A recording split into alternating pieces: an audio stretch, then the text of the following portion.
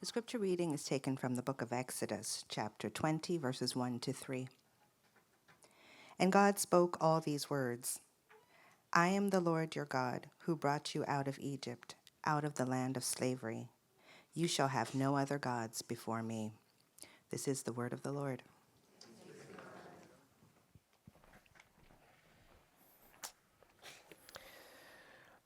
One of the best-selling books over the past almost decade is written by a guy, his name is Jordan Peterson. You may have heard of him. And he wrote the book called 12 Rules for Life.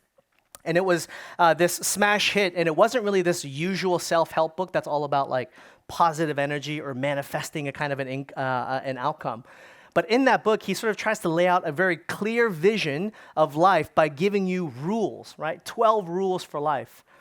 And it was really surprising that this book did so well. It sold over like 10 million copies. His videos have like hundreds of millions of views. And it's surprising that it did so well because we hate rules. And yet here he was talking about the need for rules. And some of the rules are like, take responsibility for your life. He says, don't compare yourself to who you were to anybody else, but compare yourself to who you were yesterday, right? Keep your growth between you. He says to parents, don't raise your child to become somebody that you'll eventually start to hate, which is to say, have discipline in their lives. And then he says, tell the truth, don't lie, right? And the reason why I think this particular book and this writing became so popular is because he started to offer this moral map that was missing in our lives. He was trying to give a sense of order and purpose in the world, especially as our world today grows more chaotic and much more relative. But the even more surprising thing as to why this was taking off is that a lot of his principles were sort of based off of biblical wisdom. And to me, when I see that, it sort of proves the point that people today are desperate or more clueless than ever as to what kind of life we should be living and how we are supposed to live it. Our people are today desperate for direction. Tell me what kind of life I'm supposed to live so that I can thrive, so that I can most flourish, because I'm willing to bet that most of us look around, or maybe even in ourselves, and we don't feel like we're flourishing. We feel like we're floundering. And so we're looking at all these different self-help books or YouTube videos, anything that'll give us a kind of sense or a direction, right? That's going to help us to flourish. Well, because that's the problem, that's the very reason why we're looking at the book of Exodus. And so if you've been with us for the past couple of weeks, we started to look at the Israelites' journey through the Exodus after God saves them from the hand of Pharaoh under slavery under him. And he takes them into the wilderness and he starts to form them now no longer as former slaves, but he starts to form them in their identity as liberated people who are meant to live in relationship with the God who made them. And he's teaching them, he's forming them how to be truly human, we've been saying. How is it that they're meant to now live in freedom for the life that they've always been called to? And today, we come to probably the most famous passage in all of Scripture. I'm sure every single person here has heard of or know what the Ten Commandments are, at least as a category. And that's the very dangerous thing that we're going to be entering into. Because a lot of us probably think that we know what the Ten Commandments are, and therefore, we probably all have a very shallow understanding of what it is that God actually means when he gives his law, the way in which we're meant to live so that we can best flourish. And so over the next 10 weeks, we're going to look at each and every one of the commandments to try to see how is it that God has actually called us to order our lives. What are the rules for life that God, the author of life, has given to us? And we're going to see that that is actually a true vision for life that's meant for us to really flourish. A real moral map that leads to the life that we're really meant for. So let's look at that today. And we're going to start with not only the prologue, but the first commandment. And we're going to look at three things in this very short passage today. First, we're going to see the nature of the law. So we're going to talk about sort of the nature of the entire law that God gives. And then we're going to look at the heart of the command, specifically this first commandment that he gives to have no other gods before him. And then finally, we'll look at the fulfillment of that command.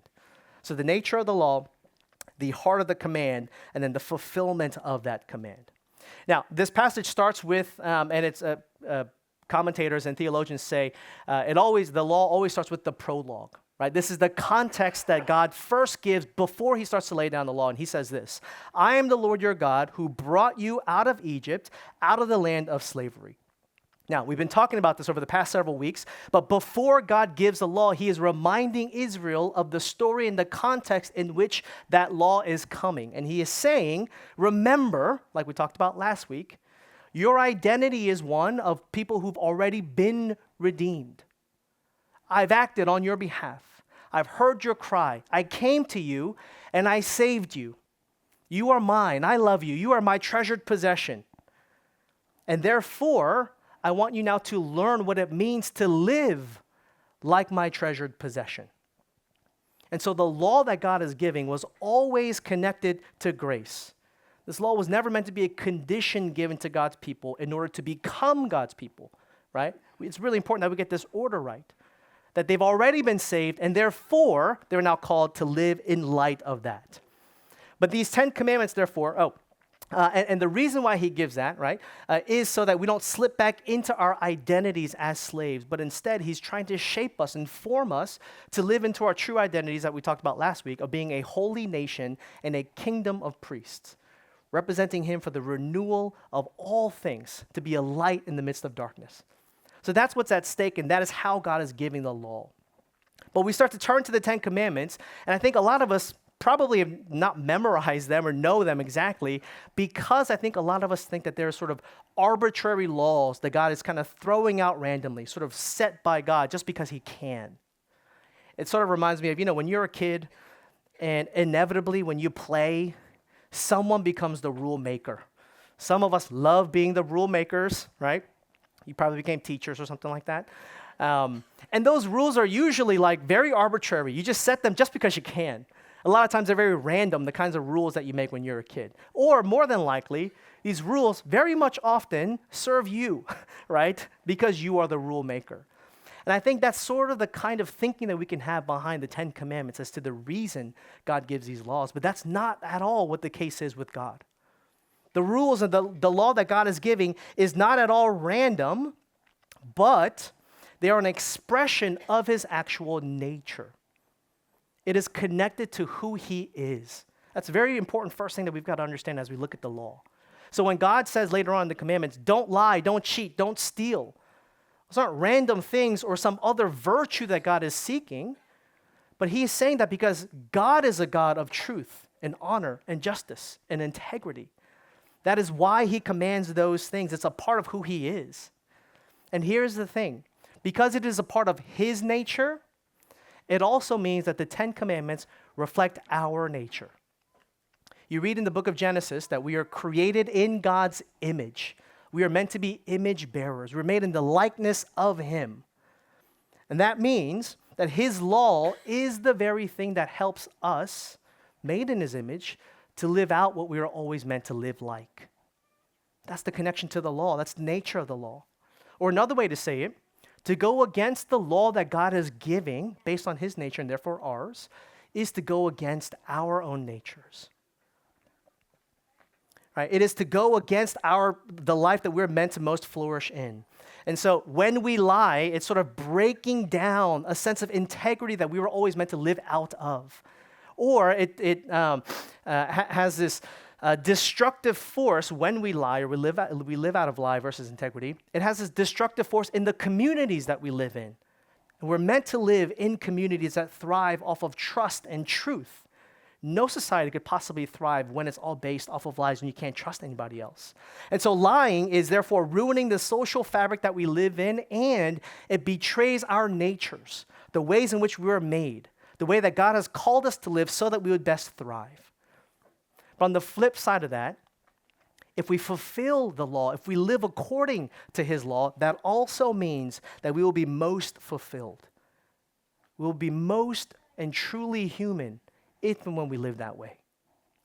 Now, that is a very, very big claim to make here today, because our modern culture does not see it that way at all. Because on the one hand, we live in a very moralistic relative world, or moral relativism, where essentially one of the worst things that we could do today is to tell another person how it is that they should live for their good, right? Which is why one of the greatest values that we currently live in is all about tolerance. It's all about not being judgmental toward another person, which means you got to get rid of all the rules. That's how we're supposed to live. That's how we honor one another, right? But at the same time, you look around and you realize that people cannot flourish without a moral order because we're made to live within a cosmic moral order, which is why people are struggling today. And they're desperate for direction if they don't have a moral compass, and they're looking to anything else to give them that kind of moral compass. And so what's sort of filling the void of that is that culture sort of swinging back to the other side, where we now see the rise of a lot of people adopting ideologies. And what do ideologies do? You just see it rampant in our political system, right? What ideologies essentially do is to say, I can give you the answer to everything in a very two-dimensional way. Here's a very black and white understanding of how things are. And yes, that might give clarity to people that people are craving. What that does is it makes people tribal, makes people ugly, and it moves people away from living the kinds of lives that we're always meant to live. And so both of these ways, whether it's moral relativism or it's ideologies, both of these ways of living do not create beautiful people, living wonderful, coherent, love-filled lives for the sake of others. And to that, God is saying, when you live according to my nature, it's very, very different. When you actually obey my laws, it's not like someone making them up or you making up your own rules. But you will best thrive because I am qualified to give you these restrictions. That is also why you most flourish when you follow it. Here's what one commentator says about this. He says, each commandment represents some aspect of the likeness of God, and therefore obedience to God's law gives expression to what we really are, beings in God's likeness, and it results in our true freedom. This is the way that we are to think of the Ten Commandments, not as cramping restrictions on a fullness of life that we might otherwise have enjoyed, but as the very gateway to the fullness that we seek. See, following God's law is meant to form us as a people who live now into the freedom that we have from slavery as God's redeemed people. And what's ultimately happening behind that is it's forming us to be a people who can love well, who are more like God and express that love in the world. Because that is a true nature of God's law. Love is the beginning, starting point, and the goal of every single one of the commandments and the commandments as a whole. And that is why Jesus in the New Testament, when he's asked, Jesus, what is the greatest commandment? What does he say? Love your Lord your God with all your heart, strength, and mind. And the second is like it, to love your neighbor as yourself. He's essentially summarizing the entire law, the entire Ten Commandments, all that Moses teaches, all that God is proclaiming in the Old Testament by saying you can sum it up all in the law of love. Because the first 4 commandments of the 10 commandments are going to deal with our vertical relationship with God and how we ultimately love God. And then the next 5 through 10 are going to deal with how we love our neighbor and how we relate to one another. And all of that is on the basis of love. That is the nature of God's law. That's a very different kind of formation. Following God's law is a very different kind of formation because ultimately, as we live into it and follow it, it is going to teach us to not only have great moral order and integrity in our lives, it's going to teach us how to love well. And as we do, it will set us apart to be a holy nation and a kingdom of priests that can love and serve the world well. That is a very different kind of formation than the rest of this world that can possibly give to us. So that's the nature of God's law. But that brings us then to the heart of the first commandment. See, the first commandment is very, very important because it sort of bridges the gap to understanding all of the law to what God is calling us to the rest of the law.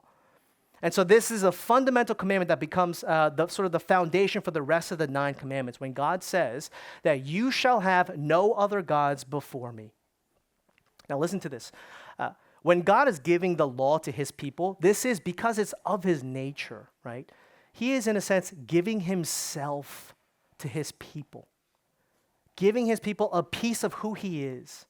And he's saying, I've saved you. I've redeemed you. I love you. You are my treasured possession. And now how you live as my treasured possession, how you reciprocate that love is to live and be like me and become conduits of my love out into the rest of the world. He's giving them a piece of himself and then calling them to be like him and the rest of the world. But in the first commandment, he's essentially saying that only works if I am your supreme love from which the rest of your life of love flows out of. So when God says there should be no other gods before me, he's ultimately saying, love me supremely above all other things, because whatever captures your love is going to capture your life. And that is why what you love most ends up being the thing that you worship. And God is saying in this commandment that I desire your exclusive love and your exclusive worship above and over anything else. This is probably a concept that you've heard before if you've been in the church scene or if you've been at Redeemer before. But one of the best writers that have sort of summarized this idea is St. Augustine, who's a 4th century priest. He wrote that basically the root of all sin is essentially a disordering of our loves. Right? Sin is essentially loving all the right things in the wrong order. And when that happens, it leads to disaster. And that's a really nuanced way of thinking about what sin is and the nature of sin. Because it's no longer just about your moral behaviors or about bad moral behaviors. It's all about what you love most. Easy example of this is this. If you love your job more than you love your kids, what's going to happen? You're going to neglect your kids and they're going to grow up resenting you, right? It's a disordering of that. But if you love your kids more than you love God, what's going to happen? You're going to now look to your children to provide you comfort and worth and peace and joy. These things that these kids cannot give to us. And it will crush them under the weight of that kind of expectation. And it will also ruin you. Let me get a little bit more personal here. For me personally, how does this play out? If I love this church more than my wife, and I love what God is doing here. I want to give my whole life to this thing, right? It's incredible to see.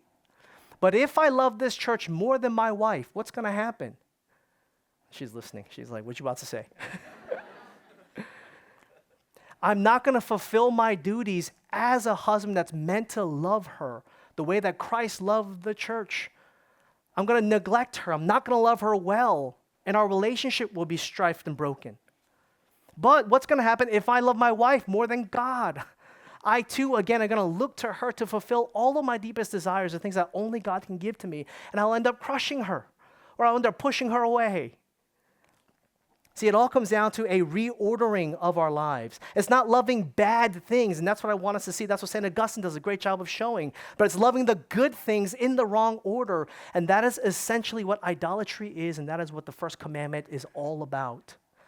And the great reformer Martin Luther, he says that you cannot break the rest of the 9 commandments unless you first break this first commandment, because everything is an outflow. Breaking any other kind of a commandment to lie, cheat, or steal is always an outflow of idolatry in our hearts that's already persistent. He says that the sin under every sin is loving some good thing more than God. That God is meant to be our ultimate source of security and hope and comfort and joy and peace, everything that our hearts are looking for. But when we look to the things that only God can truly give to us, it leads to a breakdown in all the other commandments. Here's what our main guy, TK, says about this. He says, you always commit adultery if you lie or steal or break any other commandments. Why would you lie unless you made approval or saving face or money or something like that more important than God? You wouldn't lie, you wouldn't steal, you wouldn't do anything wrong if God were actually absolutely first in your life, because you wouldn't need to, you wouldn't have to. There would be no motivation to do that.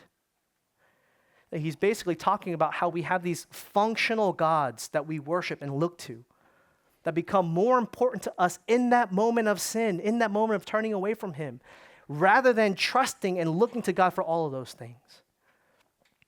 And here's the thing, you might be here and you might say, well, I'm coming to church, I consider myself a Christian, of course I love God with my, all my heart, soul, and strength. Think again, because this isn't about what you profess, this is about where your heart runs to.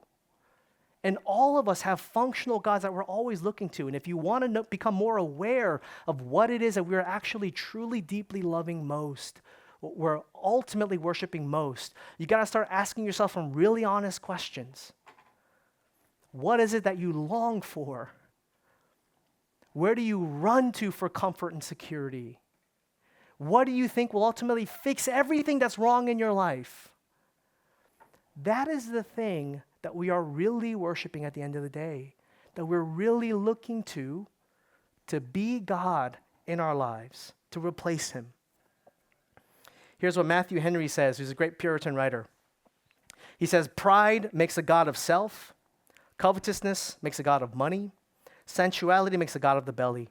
Whatever is esteemed or loved or feared or served, delighted in or depended on more than God, that, whatever it is, we do in effect make a god of. You see how that works? And here's the final thing I'll say about this, that unless you become aware of how this is actually playing out in your life, like if you don't think this is operative at all, you will always be a mystery to yourself. You won't understand how your heart is actually working and why it is you do what you do. And if you don't understand how this is playing out in your life, you also will not learn and know how to ultimately make God first and live out of a reordered love that leads to life. But finally, the final question maybe is, but who lives like this? Who among us lives like this? You're telling me this is the first commandment. We have 9 more weeks of this. And we've failed this already. We're just feeling guilty. We're just going to say this over and over again. And that's the problem that I want to highlight for us, right? That we do need the law of God. We do need direction in our lives. We do need someone to tell us how it is that we can most flourish and how to become people of love and live that out into the world. We need that. But at the same time, when we see it, when God lays it down and he says, you got to love me completely, we hopefully, if you're honest, will simultaneously say, I can't do that. I don't do that. I need the law, but I don't do it. And that's the problem that we have. You know, we break the first commandment on a daily, almost on a moment-by-moment basis. So I'm willing to bet that mostly how we live our lives today is that we're not even conscious of the fact that God is in our lives, let alone love him with all of our heart, all of our strength, all of our soul. Who among us does that? Well, listen to this. One of the purposes of God giving his law to Israel, like we've talked about before, is to establish this relationship of grace based on what he has done for you. And so like we said, grace precedes the law. And that's really important for us to understand. But here's a second purpose to the giving of the law, is that the law is also meant to point us to grace. So not only does grace precede the law, but when we see it, and we actually see how much we don't measure up, that we don't love God supremely and perfectly, it was always meant to also point us to our need for grace, a realization that we do fail. Because God knows that we will fail. And friends, that's probably the best news that we could possibly hear, that he's not some tyrannical God looking down at you saying, why can't you love me better? And I'm willing to bet that if a lot of us just closed our eyes and we imagined God's posture toward us, we probably imagine him just being utterly disappointed. But that's not why God is giving us the law. God is giving us this unattainable way to love him, because it's also meant for us to point to our need for grace, to drive us to look for a Savior. And friends, of course, who is that? Who can fully, completely fulfill this particular command? Friends, it is Jesus Christ alone. It is Jesus who perfectly and supremely loves God with all of his heart, with all of his soul, with all of his strength. But do you know what Jesus gets for his perfect love and obedience to the Father? He doesn't get the promise of a blessed life that we get if we live according to this. He doesn't become truly human the way that God is promising us to get. But do you know what Jesus gets instead? He doesn't get the perfect, beautiful life and relationship with him. He gets death. He gets destruction. He gets treated as if he did not love. He gets treated as if he was an idolater. Why? So that, friends, now that you and I who look to him in faith can have the life that is promised through the law, That on the cross, Jesus not only dies the death that you and I should have died for living the way that we did apart from God, but Jesus also perfectly lived the life that we should have lived, fulfilling this commandment. And therefore, anyone who believes in him, God looks at you not as his tyrannical, disappointed father, but he looks at you like the perfectly obedient son who's done everything right, who's loved him perfectly. And that, my friends, when you receive this kind of love and grace, not from us fulfilling the law ourselves, but receiving God's grace who fulfilled it perfectly for us, that changes everything. That changes our relationship to God's law, who've now received his love and his grace. Where we no longer have this slave relationship trying to relate to God who's displeased with us. Or feeling like we have to obey the law out of fear and obligation, that we will no longer be his children if we disobey him. Because if that's the posture that we have, we will always view God's law as restrictive and not leading to life and not the starting point of love that makes us into a people of love. But when the gospel goes deeper into your heart as you come before the law, it turns us into a people that now look at Jesus, and we can therefore delight in all the ways that God has given us the gift of who he is in and through his law. And we can live into that promise that as we follow him, as we love him completely, we'll become conduits of his love out there in the world. That changes everything about how we view the law. Our pleasure and our duty, though opposite before, since we have seen his beauty, are joined to part no more. To see the law by Christ fulfilled and hear his pardoning voice transforms a slave into a child and duty into choice.